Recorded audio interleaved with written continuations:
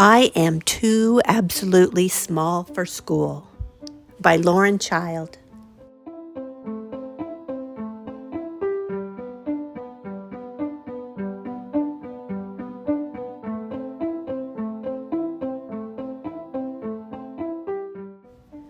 I have this little sister, Lola. She is small and very funny. Mom and Dad say she is nearly almost big enough to go to school. Lola is not so sure. Lola says, "I am absolutely not big. I am still really quite small." She says, "I probably do not have time to go to school. I am too extremely busy doing important things at home."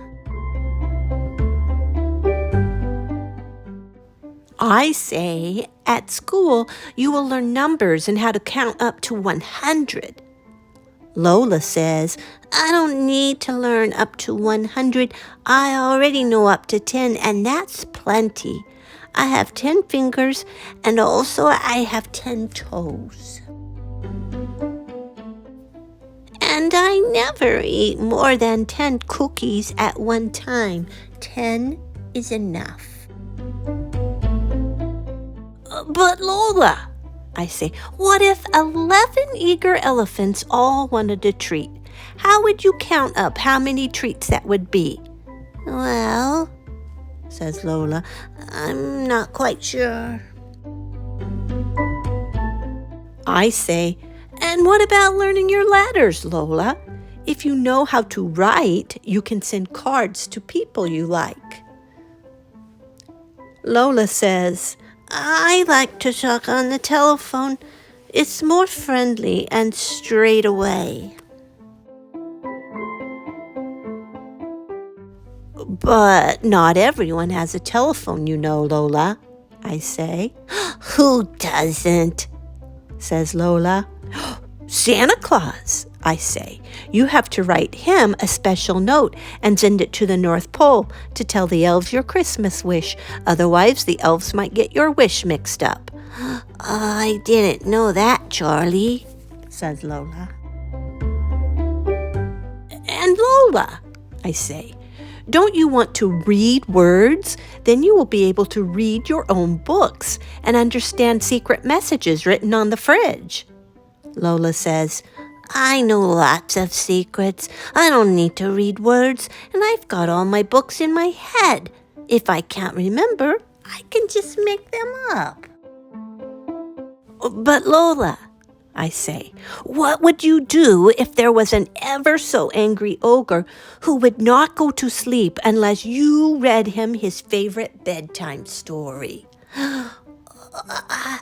I don't know, Charlie," says Lola.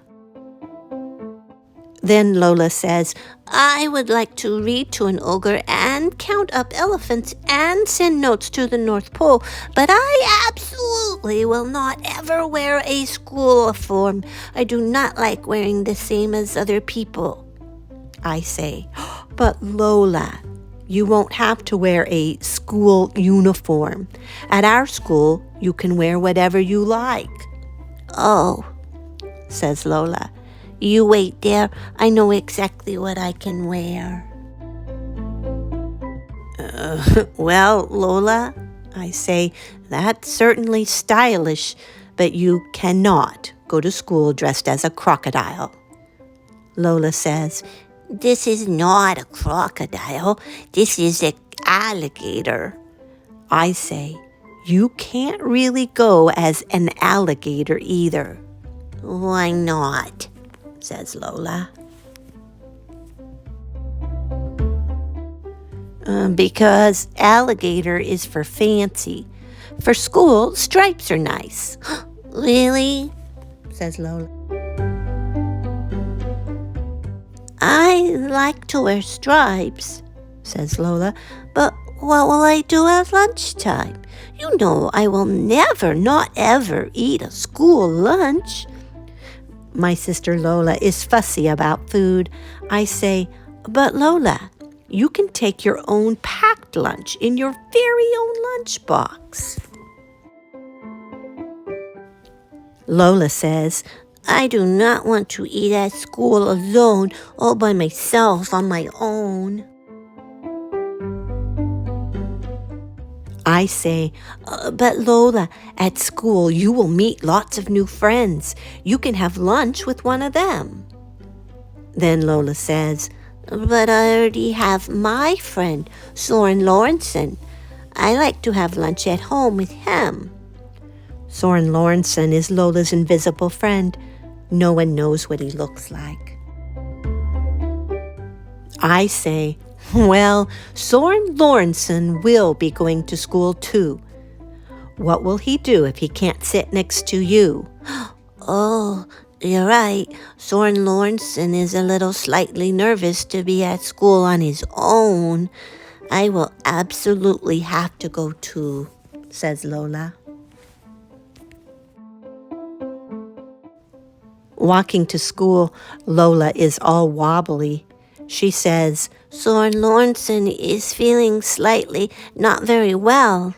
He is worried he will not be able to count numbers, do letters, and read words, and no one will talk to him, so he will be all by himself on his own. Lola, I say, it will be okay. You'll be fine. I bet you'll both have a really good time. And after school, we'll have pink milk at home. But all day, I am worried. I don't see Lola at recess, and she's nowhere at lunch. When school gets out, she's not by her peg. But then, there she is. And she's not all alone by herself. She's hopping along home with somebody else. At home, I say, Lola, I told you that you would have a good time. And Lola says, oh, I know, Charlie. I was not worried. It was Soren Lorensen who was nervous, not me. I was fine.